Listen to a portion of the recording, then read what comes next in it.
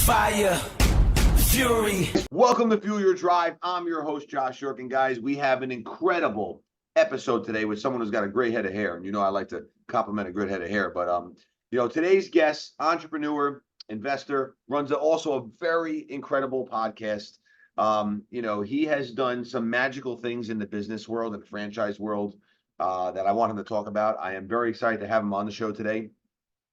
His mission is really focused around helping also others build their fortune through franchising. Obviously, you know, I'm in franchising. I love having other franchise friends on the show. Guys, please welcome Brian Beers. Brian, welcome so much to the Fuel Your Drive show. Awesome. Cool. Thanks for having me, Josh. Excited to be here. Absolutely, pal. So listen, let's get into it. My listeners, I'm all about value. Tell them a little bit about your background, a little bit about yourself. Yeah, so I'm 36 years old. I'm in the Philly suburbs, not too far from you, over up in New York there. And we've got so I run a pretty big business now. We own 33 automotive repair shops in the franchise space. My brother and I have scaled it from just a handful to what we got today. 200 employees. Our goal this year in 24 is to do over 50 million in revenue.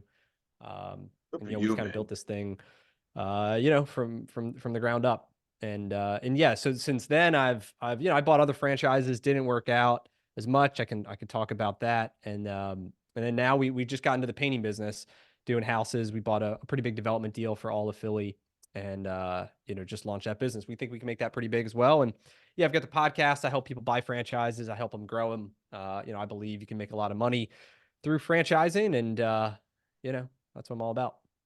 That's great. So let's get right into, what do you think is the key to making, the success you've had possible with 33 locations? Like, how does one do that? Right. Yep. Obviously I know how you do it, but I want to walk through, so we can literally do from from step one all the way to whatever step it takes. How does one start? Right. So Yep. obviously, just so you guys know, Brian has many connections in the franchise industry, and he can be very, very helpful in helping you and guiding you to find a right franchise for yourself. But how were you able to do it? What made you go that direction? Let's walk through that process. Yeah. So, for us in that business, it was actually a family business. My dad had started in the 70s, grew it from, one location to 6, and did that for 30 years. I joined after college in 2010, and, they weren't doing that well, to be honest. They were looking to sell, get out, just kind of like tired of the grind. So I come in and, I'm full of energy and say, hey, I want to learn. And, the best part about being in a franchise is the community that exists between franchisees. So I traveled the country. I learned the best practices, and we started to put things into place, and we started having success. Right. Did that for years, to be honest. And then, came to the point that, I want to make more money. And so we had an opportunity to go and, buy some more locations kind of, on my own, when my brother had joined. And, so we did that, and we started snowballing it. And I think, one of the biggest lessons or things that people struggle with is you got to replace yourself. I think a lot of people kind of get stuck in this mindset. They do everything themselves, right? You wear a lot of hats in the beginning as an owner. You're the finance department, you're HR, you're sales, you're hiring, your customer service, you do everything. And then, but over time, then you can't really focus on growth when you're stuck in the grind every day. And so for me, it was very important to say, hey, I'm going to get it to the point, and then I'm going to find somebody who can do it like 80% as good as I can do it. I don't need 100, just 80%, who then frees up my time so then I can focus on the next thing. And I've done that at every stage, from when I was like the district manager overseeing the 6 locations to, I became the COO. I had 4 district managers reporting to me, to I hired a COO who then replaced me. And now I focus on, now these other ventures and continued growth. And I think the quicker you can replace yourself and, with a solid person who does a great job, the quicker you can grow. Love that. How does one do that, right? Like, how does one go about finding that right person to replace themselves? How do they know they're making a right move? Because obviously, as you and I both very know, it's very hard to do. Yeah, I'm big on looking at identifying the core values that I look for in somebody, and for me, it's my core values, right? So you can't change them. That's who they are. And for us, I want somebody who's driven. So like they wake it like you're extremely driven. You wake up, right? You run through a wall. I want someone like with that I don't have to motivate, but they want to win for themselves and will do whatever it takes. I want somebody who's highly accountable. So they do the things that they say they're going to do. All right. Because if they're going to be my partner and I'm going to trust them to go and do something, I need to see that. I want to see somebody who's a team player and that this is a team sport and, we gotta build the business together and they don't have an ego and it's not just about them. And then somebody who's just positive and they're fun to be around. And, I look for core values. And if I believe like, hey, this person's got it, like I can teach them the automotive stuff or how do you hire a mechanic or what do you look for, right? They don't need to fix the cars. They just need to be able to, test for skill sets, right? And so I look for core values. I bring them in. And then you start to give them tasks, right? You start to see what they can handle, and if they start to accelerate and then they're bringing you ideas, like you probably have a good find. And if not, and you're like, this person's not really good, like you're kind of okay because you haven't, you just kind of got your toe in the water with them. And so that would be the first step I look for is identify the core values you're looking for, and then do your best you can just to vet that person, for the core values. Love it. I love it. Now, are you finding this person online through hiring platform or recruiter? Like, obviously many different levels of individuals are listening to this, right? So you have people in the early stages that don't have the funds, people in the middle, and people who are well established. So, how would one who's starting out do it, and how did you do it? Yeah, I would look for someone internal first, right? If I was starting out, I would be building my team. I'd be hiring more for that personality and the belief that this person could grow into a bigger role, and hiring people honestly who want a bigger role, like people who aren't satisfied with what, just the status quo, but they want more. One of the things I tell people is the bigger my world gets, the more opportunities that get created like in my world. And even the guy running, like we launched this painting company, this guy's, running the whole thing for me. And he's got, tremendous upside through a profit sharing plan. He started for me as a store manager, like running one of my stores 7 years ago. And, from there, he showed the drive, he showed the accountability. Eventually he worked his way up to being like a district manager in that business. And then when we had this opportunity, he kind of got promoted into this next role. And so internally, the people you work with every day is the best way to start. And then, over time, you can bring in people from the outside world. Yeah, we get people through referrals. We get them through Indeed.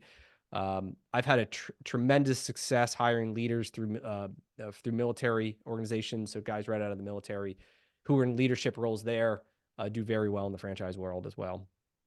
Love that. Love that. Love that. So now you're getting into a new business. You said this painting business. What made you go that direction? What made you, choose painting? Yeah. So, I wasn't necessarily looking for painting specifically. We were more looking for, hey, can I find a business that matches kind of my skills, my goals and something that I think I could do really well here in our market. And so, I talk to a lot of franchisors, right? And I look at a lot of different things. And for me, like my checklist, I think it's really important to have a checklist of like, what are you looking for? For me, I wanted something that was B2C, like consumer, like not B2B. I'm not, B2Bs are relationship based. It's like not my skill set. I'm really good at the mass market stuff, right? Automotive repair, painting, like mass market, $1 billion industries. I wanted something that was heavy sales driven, where our guys could go out every single day and make a difference. And we're not just like sitting back, passively waiting for things to happen. I wanted something that was very asset light. In the Midas business, we have a ton of assets where a ton of money is spent on CapEx and equipment and all this stuff. And as a yin yang, like I said, hey, I want something that's like very asset light. I wanted to own all of Philadelphia. And so I had that opportunity with this. And I wanted something that didn't have much of a real estate bottleneck. In the Midas business, real estate's a huge part of it. We're retail automotive. But even now, like I'm at a bottleneck where I want to grow, but like I can't find enough stores that make sense from a real estate perspective. And so I wanted something that was mobile that or had like a warehouse or whatever, but didn't have real estate as a bottleneck. And so I found this painting company. I love the guys. I love what they're all about. We just happen to be painting houses, but it's a sales and marketing company. Got it. I love it. I love it. So now, let's say someone wants to get into business, right? You and I both know it always works out as long as you're in and whatever it takes. Like you got to be willing to do whatever it takes, right? But I really believe, like if you had no money, you could figure out how to find money and make it happen. Like the person who's listening to this right now is like, man, I want to be successful like Brian. How do I do that? Or, where would you recommend someone to start, right? Let's say they're working a full-time job right now at minimum wage. they they know that they're worth more. They know that they want more. Where does that person start? Yeah, that's a great question. I think, I think the biggest thing is to believe in yourself, right? I think the thing that holds all Bingo. of us back is self-limiting beliefs that think that I'm not good enough, or I don't have the skills, or I don't have the experience, or I don't have this, I don't have that. I think if you can't get over that, you will never be successful. Like, you have to believe in yourself and that, hey, I can bring more to the table. And then it's just putting, if you're in that role, I think it's getting in a position that allows you to take on more responsibility. So, maybe, if you're working at a fast food joint, minimum wage, maybe it's like, there's a franchise owner, hopefully, and it's like getting to the point to show them, hey, you can manage people, you can take on more responsibility, like you can step up, you're reliable. Like, because that's not like super common these days, right? And so just some of the basic stuff, just showing up and doing a great job, you'll get attention, and continuing to educate yourself and want to learn more. Like, even the people in my world, if they're coming to me wanting to learn how to, about real estate, or they want to learn about self-development stuff, they want to be better at sales, they want to be better this, like, to me, that's gold. That means like they're coachable. Like, I can give them stuff, and if they pick it up, like, I'll continue to give them stuff, right? Um, Anyways, that's what I would look for. Believe in yourself, and then, try to get in with the decision makers, and that'll help you kind of take on more responsibility and learn more. Love it. Love it. Spot on. Very true. If you don't believe in yourself, you're not going anywhere. Belief is really the most important thing. And it's how much belief you have when things do get tough, because they're going to get very tough. And Yep. that's not going to be the first time. It's not going to be the last time. So it's about sticking with it and staying true to the belief you have in yourself. So Brian, you know, I hear this all the time, right? Everyone thinks like you just buy into a franchise. And I know you said you had some that didn't work, right? Yeah. Everyone thinks they can become multimillionaires buying into a franchise. What are your thoughts around that? And what happened with those businesses that didn't work? Right. And again, guys, I want you to listen to Brian here, because not everything is always going to be a hero. Sometimes things are not going to be great. Sometimes things are not going to work. But you don't see Brian sitting here with a little tissue crying. You see him taking action. As you know, you have to take action. If you want to win, you got to take action. And Brian is obviously extremely successful. And I got to compliment that good head of hair again. So these guys if you're watching this on YouTube right now, Yep. or you're getting this in a screenshot in one of these reels on Instagram, come on, man. The guy's got, if I had hair like that, Brian, I'd be like literally, Yeah, I'd be using use one product every banger. day, pal. That's right. Yep. But let's walk through that a little bit, because I think it's Yeah. Yeah. So I think, number one, yeah, the first one we had, it was, so we're in automotive repair. This was an automotive parts business, right? So we thought, hey, we know the business. Like, we'll touch this thing, it'll be gold. We buy, we buy millions of parts. How hard could it be? And what we learned was, like, it was a completely different business, right? It was B2B. It was relationship. It was like, you going in there and like being the guy and being the face. And like, for me, like, that's like, for the guys who were owner operators and they were the face of the business, it did very well. But that's not how I was going to operate. I was going to operate it through employees, and, there's turnover, and nobody cares as much as the owner, right? And so for that, it was like me not really realizing what it took to be successful. And in part, probably ego of thinking, hey, I can just, everything I touch just turns to gold, which wasn't the case. And so that was like the first part of it. The second part of that problem, like, learning, right, is like a unit economics. You got to have pretty good margins. And in that business, gross margin was like 45%. We were selling parts. Then you've got royalties, then you've got drivers, then you've got like fees and refunds and discounts. And at the end of the day, we were making such little money that you had to do massive volume to make any money. And we just couldn't do the volume. And so, like, you start to, you want to really learn like these different business models and really like what it takes to be successful. And it's way easier to have success in a model that has healthy margins than one that has like very low margins. And then you have this huge expectation of all the sales you got to drive, especially when you're like starting out, which I think is awesome about your business model with GYMGUYZ. Like, there's no products, right? It's all labor. It's probably more dynamic, right? High variable cost, but probably easier to make money than ones where you've got like a warehouse and you've got inventory and you've got to turn it and order more, and like it create all these cash flow problems. Um, and so, like, the simplicity of the business, I think, matters a lot, especially when you're just starting out. Like, this was a very complicated business, lots of moving parts and inventory and drivers and logistics, versus, a simpler business, even in the painting side of it. Now that even we're more experienced, like, I'd rather have a simpler business that I think I could execute really well than a complicated business that I wasn't fully focused on. And for me, like, I was that semi-absentee owner And, you know, listen, I just didn't have the team to do it. And we just weren't cut out for it. Yeah. So And you make a very good point there. Like I always say, you know, unless you have the team behind you or you have someone coming in who's got skin in the game, you cannot expect a full-time result with a part-time effort.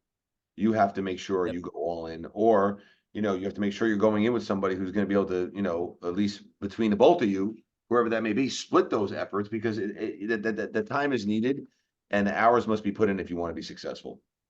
Yeah, I Um, always say that like someone's got to do the work. You know what I mean? Whether it's Yep. you or your partner, like someone's got to do the work. And I think there's definitely this misconception that, oh, like a franchise is an investment and that you just like put the money in and then it's just like it's this thing, it just prints it. And if that's the case, like, you know, franchises wouldn't even exist. Like these are people driven things. You need local owners, you need hiring people, someone's got to drive it. And you know, someone's got to do the work. So it's you, or you've got a really good partner, a really good team, and you've got synergies together that make it happen. yeah. You know, I've been getting a lot of questions on this, so I think it'd be something cool to talk about. But when you have to talk to another team member, obviously you have experience under your belt. But I'd say in the early days, was it very uncomfortable for you? Like when you'd have to have that tough conversation Yeah. and Yep. of Yeah. I course. mean, and for Yeah, any, how and do you it's like, get how do you get through that? What makes you just do it, right? And also, Brian, what makes you do it with the amount of confidence that's needed, where they're not feeling some of that fear or some of that negativity of, you know, I don't really want to have this conversation because obviously you got to, you know, to get good, you got to continue to perfect your craft. But like, walk us through that. yeah. Yeah. And listen, I think one of the things to know is that there's this like rule, I think it's called the 36 hours of pain. And it's like, you know, you got to make this decision. And like, there's like 36 hours, there's about 30 hours of pain of you thinking about the conversation and the reaction and this and that. And like, you don't want to do it. And it's like this painful event. And then, you know, you have the conversation and then you might feel bad for about 6 hours later. So you have 36 total, but then it's done. It's like you rip the Band-Aid off and like, you've got this big sense of relief off your back. Like you got, you know, someone who's cancerous maybe out, or maybe you just like, you got the wrong person in the wrong seat and like, they're not happy because, and they're not excelling because, you know, they're not in a role that's meant for them. And I think that like, like recognizing that, hey, I got to make this tough decision. I got to like let this person go or demote them or whatever. And, you know, acknowledging, hey, I understand there's gonna be 36 hours and then it's gonna get all better. Right. And then we are gonna accelerate. And I think, you know, the more you do it, the better you know, kind of the better you get. And also like, and you see the results. Like we've had situations where, you know, we've let people go or we've made changes and like immediately the business doubles. And it's so impactful because, and then everybody else was like, man, I'm so glad like you made that decision. Like, you know, and it's like now everybody else around you is thanking you because you just had the wrong person in the wrong seat.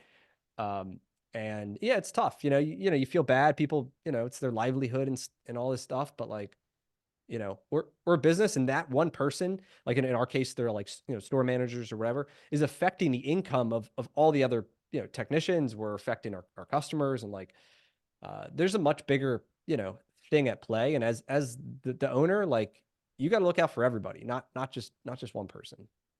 Yeah, sometimes, you know, the decisions that you're most scared of, or you think that you can't do, or you don't want to do, when that door closes, the next door is 99.99% the best door it's going to ever open. And you just got to understand that this too shall pass. That applies to everything, right? And, you know, every time I too go through a challenging moment, Brian, I always tell myself, you know, take a deep breath. This too Yep. shall pass. I try not to react, right? You know, you never should react right away. You should give some time. I guarantee you, give yourself 72 hours. You're going to feel very differently than you did, you know, during the, you know, the instance of whatever happened at that point. So Yep. Brian, I like to keep my episodes tight. Got a lot of good nuggets in here. You know, before we kind of wrap up, I always like to finish off with a question. What is something that, you know, I should have asked that you would have liked to answer? And then let's answer that question.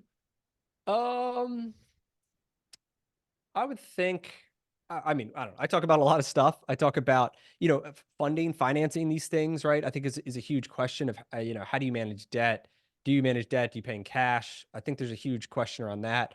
Let's Um, get into it. I think, you know, okay. So here in the franchise world, at least from my experience, franchisees want to sell to other franchisees, right? Even in your world, I'm sure, you know, one neighbor franchisee wants out.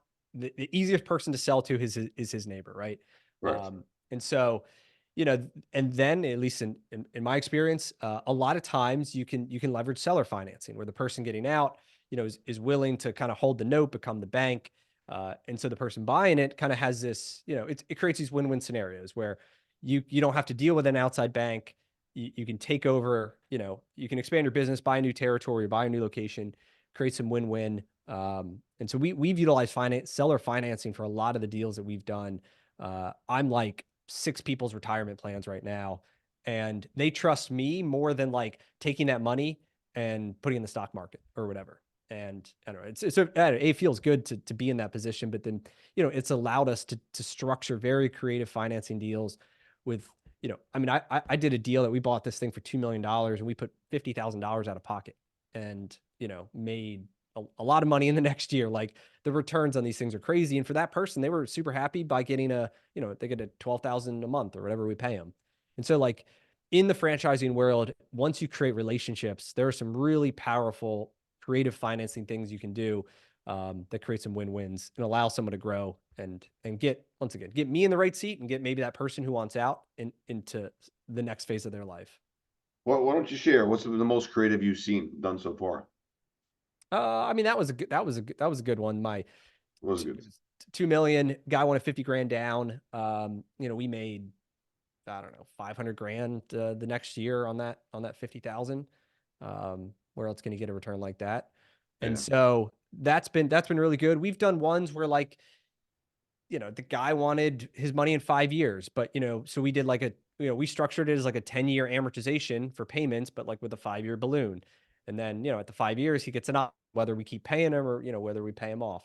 We've done deals where like it was a low performing location and like, I didn't really want to pay that much, but if we hit a certain sales target within a certain time period, I would pay another 10 grand or whatever it was. And, we actually did hit that. And on the last day of the month, I had to pay him, which wasn't great, but, anyhow, so there's things like that. You could structure it any way you want. Like I'm looking at a deal now, the guy does like, it's like a really high volume shop. It would be like my 3rd or 4th if we were to buy it.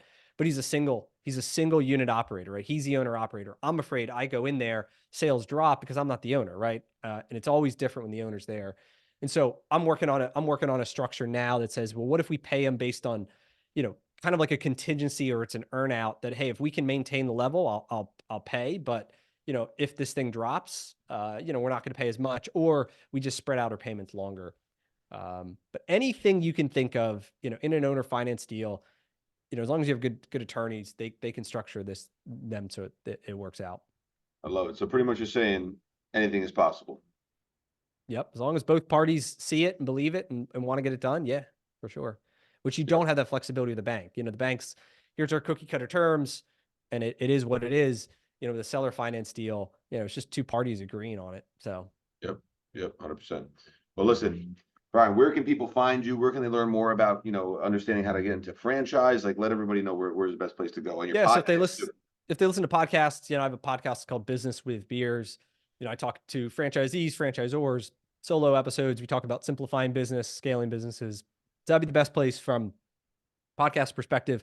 I'm on Twitter a lot at Brian Beers. I talk about all that stuff there, and I'm working on building more in LinkedIn as well. So those are probably the 3 best platforms at this point.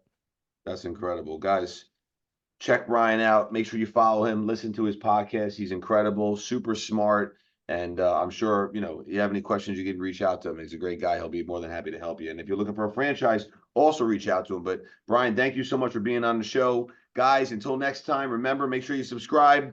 Fuel your drive. See ya. Legend.